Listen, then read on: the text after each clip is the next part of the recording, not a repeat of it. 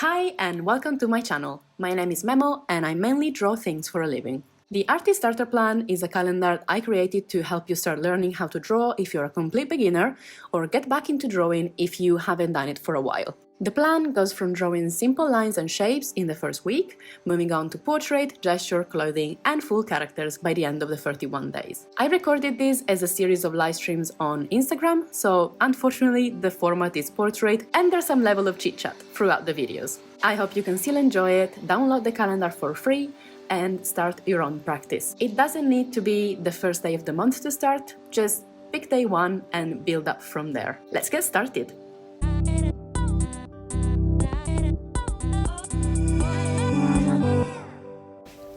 Hiya. Okay, how are you guys and how has your day been? Like, what time is it where you are? Here, of course, it's 9. Today we are working on perspective because it's the 4th day, day 4 of the Artist Starter Plan. Okay, so if you guys want to ask me questions, or you want to okay, yeah, so if you guys want to ask me some questions or you want to ask me questions about art or about anything else, pretty much, just write in the comments. I'm gonna turn my camera around and yeah, start showing you some things about perspective. So the way that perspective works is that it's a method of drawing that allows for things to look smaller as they progress towards the horizon line, basically. So farther away from the camera you go and the things become smaller, and the closer to the camera you get, the things become bigger. Hi Anna! I hope that you managed to catch up with day 3 as well.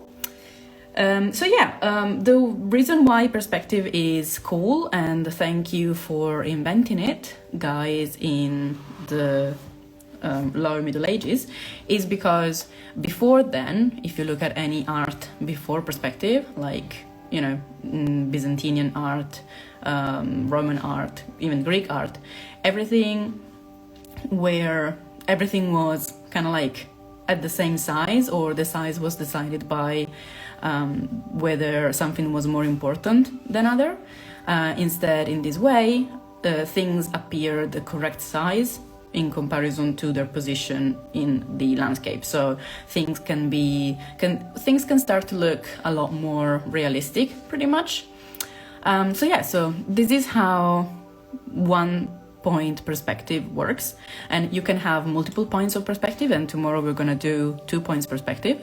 I am explaining this like from the very start because I'm not sure where you guys are at, so I just thought it's better to cover it,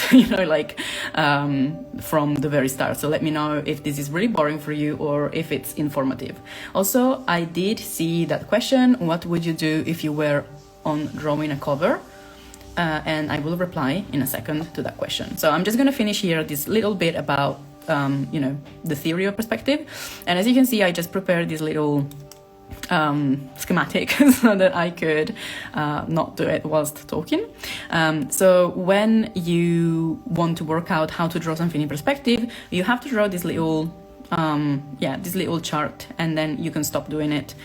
Or if you work on a digital tablet or like on Photoshop or Procreate, there are tools that just do the perspective for you, like they do the perspective grid for you, so that you don't have to do this by hand. But anyway, so the 2 most important things to know are the horizon line, which is in blue, and the VP, vanishing point, which is in pink. So the horizon line, it's obviously self-explanatory. It's the line of the horizon, so like it's the point towards which it's the line towards that is at the very back of your drawing, basically. And the vanishing point is a point which is the point where all the lines converge. So in 1 point perspective, everything will converge towards this point, which is, it's pretty easy to figure it out. I did it with a ruler, but you can also do it, just by hand like this. And then you just, if you have a cuboid, which is a 3D square, like this one. You know, like these ones are the sides that are not visible because they are behind. This is like all solid. So this cuboid can be placed anywhere here, and so say that like this is our lower side, the two other sides. So at this point, this is a square, right?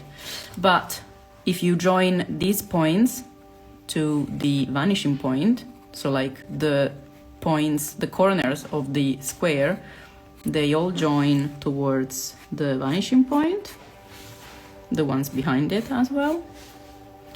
And then you at some point, like in perspective, the same size of the sides, you place it on those lines that converge towards the vanishing point, and there you go. This is your cuboid in 3D.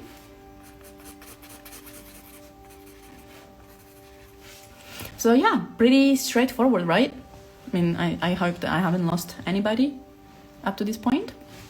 I am still aiming to do 15 minutes today, so I'm gonna turn the page real quick, and and we can start doing some squares, but I'm gonna do them like this. So the exercise today is just to do cuboids in perspective. So this is my horizon line. Okay. This is my vanishing point.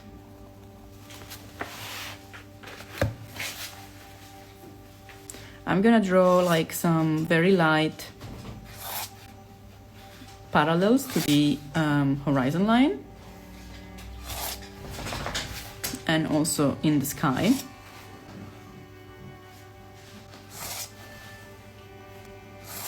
And then I'm gonna place some squares. And that's pretty much what you can do as well.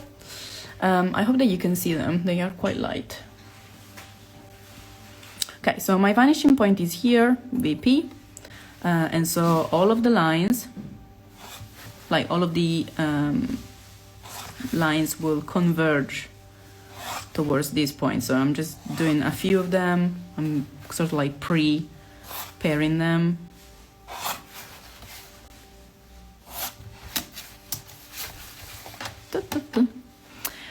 So thinking about the question that I haven't answered yet. So if I were to work on a cover, I assume like the question would be like, where would I start? You know, where would I begin?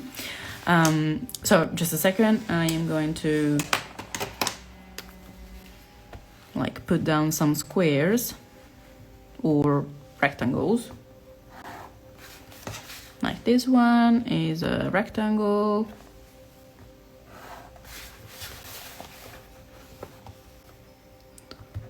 So the exercise for today would be to draw some squares or rectangles, like 3 or 4 or 5 on your page once you created a little schematic like this one. I'm gonna do like another one here maybe.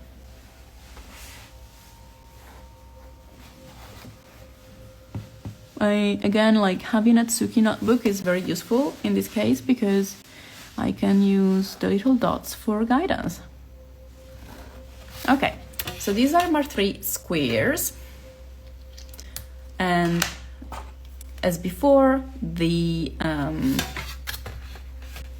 like the way that you can figure out how they look like in 3D is simply by joining their corners towards the vanishing point. And the reason why I'm doing it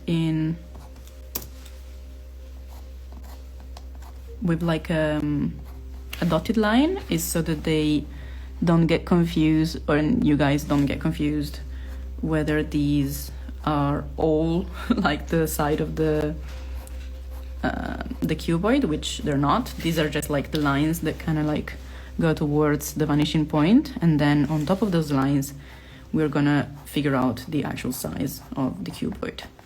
So do let me know in the comments if this is clear at all, because I was never like formally taught any of these because I was pretty much like I am pretty much self-taught. So since this is a cuboid, this side of the rectangle is going to be much shorter than this side, which is the longer one. So it's going to be like up to here.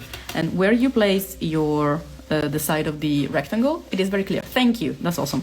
And then you trace a line that is parallel to the vertical line up to where the other where the upper side basically collides, and then you draw the line just from this side like this, and like this, and like this.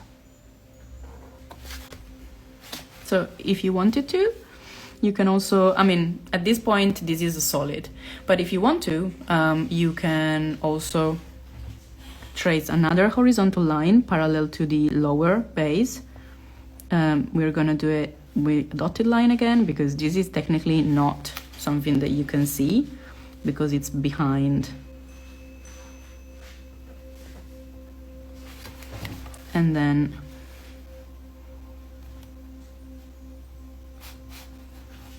where there's the connection of the lower end, like this. So this is the way that the cuboid will look like if it were transparent. So I'm going to move on to the next one, and I'm not going to talk as much about the process since I have done it twice. I hope that it was clear and that you guys can follow along. So I'm going to answer that question about the cover. I think, well, the first thing to do a cover is like, depends what kind of cover, obviously. Usually I get asked to do book covers, specifically children books covers. So the rules are, well, I mean, there are not rules per se, but like there's some common unspoken rules basically in the industry of kids lit. So for children, I think publishers want to have the main characters usually as big as possible. They're usually like children themselves, and there's usually not that many of them. So for example, like 2 kids, maybe they're siblings, or